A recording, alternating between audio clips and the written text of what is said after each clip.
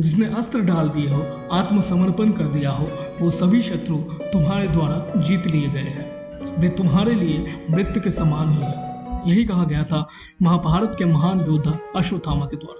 महाभारत एक ऐसा ग्रंथ है जिसमें हमें धर्म और अधर्म के बारे में सिखाया जाता है, और उसी युग में ऐसे ऐसे महान योद्धा के बारे में इन ग्रंथों में कहा गया था जो अकेले ही इस पूरी सृष्टि को खत्म करने की ताकत रखते थे। इनमें से एक योद्धा ऐसे भी थे जिनको संपूर्ण महाभारत के युद्ध में कोई हरा नहीं सका, जिन्होंने अकेले के दम पर पूरे महाभारत के युद्ध को ही लगभग जीत लिया था। आज की इस वीडियो में हम आपसे उसी वीर योद्धा के बारे में जानकारी साझा करेंगे जिनको आज तक महाभारत के ऊपर बनाए गए किसी भी टीवी शोज एंड सीरियल्स ने उनको वो पहचान नहीं दिया। कितने महान योद्धा थे वो, और उनको अमर क्यों माना जाता है? क्या वो अभी भी जीवित हैं और क्या लोगों ने उनको देखा है? चलिए जानते हैं। सो फ्रेंड्स, अश्वत्थामा वरदान में मिला भगवान शिव का अंश था। महाभारत का युद्ध कौरवों और पांडवों के बीच में हुआ था, और कौरव और पांडवों के गुरु थे गुरु द्रोणाचार्य। गुरु द्रोणाचार्य के घर में ही जन्मे थे अश्वत्थामा। गुरु द्रोणाचार्य ने इस पुत्र की प्राप्ति के लिए भगवान शिव की तपस्या की थी, और भगवान उनसे संतुष्ट हुए और उनके घर इस पुत्र संतान का जन्म हुआ। जन्म के बाद उनके कंठ से निकली ध्वनि घोड़े जैसी तीव्र थी। तभी एक आकाशवाणी हुई और इस अलौकिक पुत्र का नाम अश्वत्थामा रखा गया। जन्म से ही उनके मस्तक में एक अमूल्य मणि विद्यमान थी, जो कि उसे दैत्य, दानव, शस्त्र, व्याधि, देवता, नाग आदि से निर्भय रखती थी। उनके जन्म के बाद गुरु द्रोणाचार्य की आर्थिक स्थिति भी खराब होने लगी। एक अति संपन्न परिवार अब धीरे धीरे गरीबी की हालात में जीने पे मजबूर हो रहा था। समय इतना कठोर था कि घर में दूध देने के लिए एक अंतिम गाय तक नहीं बची। उनके लिए घर में पीने को दूध तक नहीं होता था। अन्य आर्य पुत्रों को दूध पीता देख अश्वत्थामा मन ही मन दूध हेतु रोते, लेकिन जब वो अपने मित्र के साथ होते तब झूठ ही कह देते कि हाँ, मैंने दूध पी लिया है। गुरु द्रोणाचार्य ने जब अपने पुत्र की ये अवस्था देखी तो उन्होंने खुद को ही इसका दोषी माना, और उन्होंने उनके पुत्र के लिए गाय की व्यवस्था करने हेतु कई स्थानों में घूमकर धर्म युक्त दान के लिए भटकते रहे, लेकिन उन्हें कोई भी गाय दान में नहीं मिला। अंत में उन्होंने अपने बचपन के मित्र का ध्यान आता है जो राजा द्रुपद थे, और वो अपने पुत्र के साथ राजा के दरबार में पहुंचते हैं और अपने आप को उनका मित्र बताते हैं। लेकिन राजा द्रुपद गुरु द्रोणा से कहते हैं कि मित्रता तो बराबरी में होता है, एक राजा और एक गरीब ब्राह्मण कभी मित्र नहीं हो सकते। ये सुनकर अश्वत्थामा ने अपने पिता से कहा, पिताजी, गरीबी ही एक ऐसा शत्रु है कि जब ये होती है तो शस्त्र शास्त्रों के ज्ञाता भी सत्तासीन मदमस्त के द्वारा अपमानित होते हैं। इस घटना के बाद गुरु द्रोणाचार्य और अश्वत्थामा वापस लौटते हैं और भ्रमण करते करते गुरु द्रोणाचार्य हस्तिनापुर पहुंचते हैं, और वहां उनका सामर्थ्य देखते हुए भीष्म पितामह ने उन्हें कौरवों और पांडवों का आचार्य बना दिया। तभी से अश्वत्थामा कौरवों और पांडवों की शस्त्र और शास्त्र विद्या सीखते रहे। जब सभी इसमें निपुण हो गए तब आचार्य के प्रति उदारता दिखाते हुए पांडवों ने राजा द्रौपद का संपूर्ण राज्य छीनकर गुरु द्रोणा को दे दिया, और गुरु द्रोणाचार्य ने आधा हिस्सा द्रौपद को वापस करके बाकी आधे हिस्से में अश्वत्थामा को राजा बना दिया। उत्तर पांचाल का आधा राज्य पाकर अश्वत्थामा वहां के राजा बन गए थे। गरीबी की संघर्षों की आग में तपकर सोना बन चुके थे अश्वत्थामा। महान पिता से उन्होंने धनुर्वेद का ज्ञान प्राप्त किया था। द्रोण ने उन्हें धनुर्वेद के सारे रहस्य बता दिए थे। अर्जुन और कर्ण से भी कोई श्रेष्ठ था तो वो थे अश्वत्थामा।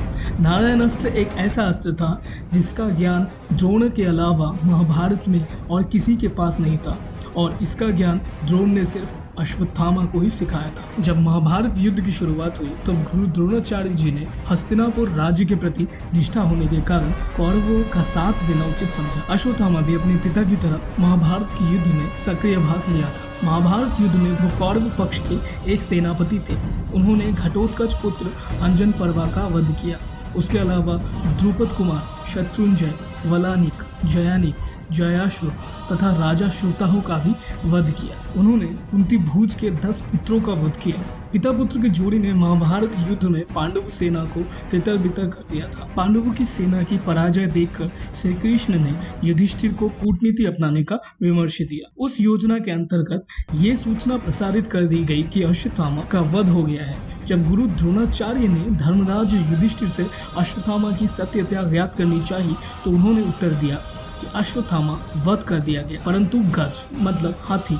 लेकिन उन्होंने बड़े धीमे स्वर में परंतु गज कहा और झूठ बोलने से भी बच गया। श्री कृष्ण ने उसी समय शंखनाद किया, जिसके शोर से गुरु द्रोणाचार्य अंतिम शब्द सुन ही नहीं पाए और अपने प्रिय पुत्र की मृत्यु का समाचार सुनकर अपने शस्त्र त्याग दिए। युद्ध भूमि में आंखें बंद कर शोक संपन्न अवस्था में विराजित हो गए।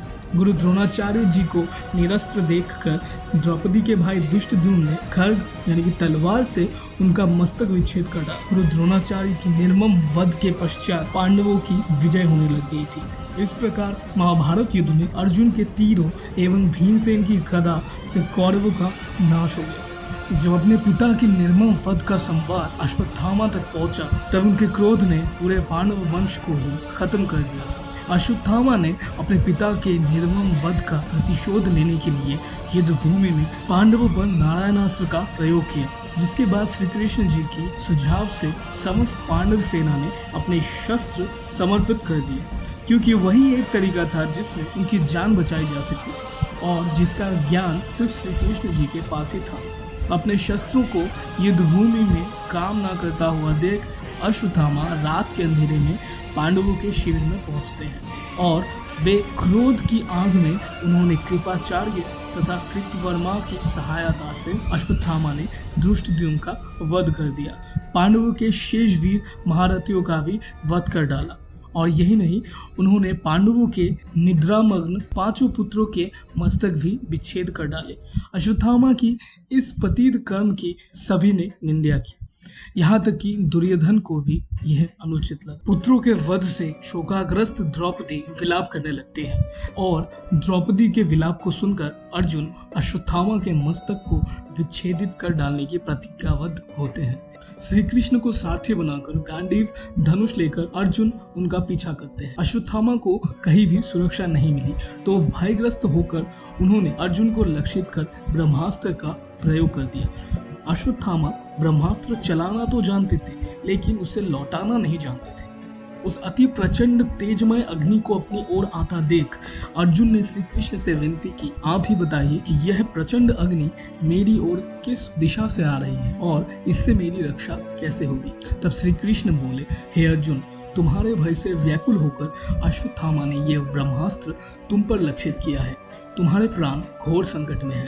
अश्वत्थामा इसका प्रयोग करना तो जानते हैं, लेकिन इसको लौटाना नहीं जानते हैं। इससे रक्षा के लिए तुम्हें भी अपने ब्रह्मास्त्र का प्रयोग करना होगा, क्योंकि अन्य किसी भी अस्त्र से इसका निवारण नहीं हो सकता। श्री कृष्ण की इस मंत्रणा को सुनकर महारथी अर्जुन ने भी तत्काल आचमन करके अपना ब्रह्मास्त्र लक्षित कर दिया। दोनों ब्रह्मास्त्र परस्पर भेदने ही वाले थे। तभी ऋषि मुनि वेदव्यास जी और नारद जी का प्रकट होता है। वो उन दोनों को अपना ब्रह्मास्त्र लौटाने को कहते हैं। जहाँ एक तरफ अर्जुन अपना ब्रह्मास्त्र लौटाने में सक्षम होते हैं, वहीं अश्वत्थामा अपनी ब्रह्मास्त्र की दिशा अभिमन्यु पुत्र परीक्षित की ओर निर्देशित कर देते हैं। इस विनाश को देखकर अर्जुन दोनों ब्रह्मास्त्र को लौटाकर शांत कर देते हैं और झपट कर अश्वत्थामा को पकड़ के बांध देते हैं। श्री कृष्ण बोले, हे अर्जुन, धर्मात्मा, निद्रामग्न, असावधान, मतवाले, पागल, अज्ञानी, रथहीन, स्त्री तथा बालक का वध धर्मानुसार वर्जित है। यानी कि इसमें धर्म विरोध आचरण किया है। किसी निर्दोष बालक को वध करना, स्त्री तथा बच्चे का वध करना, ये धर्मानुसार वर्जित है और ये जीवित रहेगा तो पुनः पाप करेगा। अतः तत्काल इसका वध करके इसका विच्छेदित मस्तक द्रौपदी के समक्ष प्रस्तुत करके अपनी प्रतिज्ञा पूर्ण करो। ऐसा श्री कृष्ण बोलते हैं अर्जुन को। श्री कृष्ण के इन वचनों को सुनने के पश्चात भी धीरवान अर्जुन को गुरुपुत्र पर दया आती है और वो अश्वत्थामा को जीवित अवस्था में ही शिविर में ले जाकर द्रौपदी के समक्ष उपस्थित करते हैं। पशु की तरह बंधे हुए गुरुपुत्र को देखकर ममतामयी द्रौपदी का कोमल हृदय पिघल जाता है और वो गुरुपुत्र को प्रणाम कर उसे बंधन मुक्त करने के लिए अर्जुन से कहती है, हे आर्यपुत्र, ये गुरुपुत्र तथा ब्राह्मण है। ब्राह्मण सदा ही पूजनीय होते हैं और उसका वध पाप है। इनके पिता से ही आपने इन अपूर्व शास्त्रों के ज्ञान अर्जन किए हैं। पुत्र के रूप में आचार्य द्रोण ही आपके सन्मुख बंदी रूप में खड़े हैं। द्रौपदी के इन न्याय तथा धर्मयुक्त वचनों को सुनकर ही सभी ने उसकी प्रशंसा की, किंतु भीम का क्रोध शांत नहीं हुआ। इस पर श्री कृष्ण ने कहा, हे अर्जुन, शास्त्र के अनुसार पतित ब्राह्मण का वध पाप है और आतताई को दंड ना देना भी पाप है, अतः तुम वही करो जो उचित है। उनकी बातों को समझकर अर्जुन ने अपने खड्ग से अश्वत्थामा के केश विच्छेदित कर डाले और उनके मस्तक मणि का भी विच्छेदन कर डाला।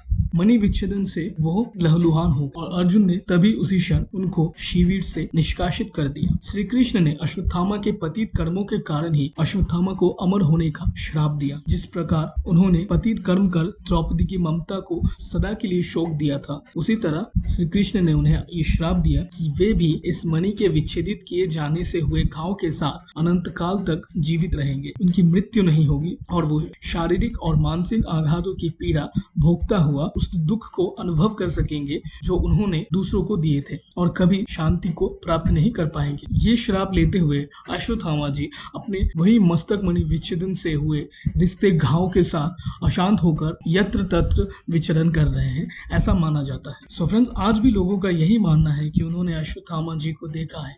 कई मंदिर धर्म स्थानों पर अश्वत्थामा जी आते हैं, अचानक आते हैं, ऐसे ही आते हैं और भगवान शिव की पूजा भी करते हैं, ऐसा ही मानते हैं बहुत से लोग। सो आपका क्या मानना है? क्या अश्वत्थामा आज भी हमारे बीच में है? क्या आप भी उन्हें कभी देख पाएंगे? कमेंट्स करके जरूर बताइएगा आपने इस वीडियो में क्या सीखा। अगर वीडियो पसंद आया है तो उसको लाइक करके अपने फ्रेंड्स में जरूर शेयर कीजिएगा। इस चैनल को सब्सक्राइब कर दीजिएगा friends, and thank you so much for watching this video. मिलते हैं नेक्स्ट वीडियो में, तब तक के लिए स्टे फिट एंड एक्टिव।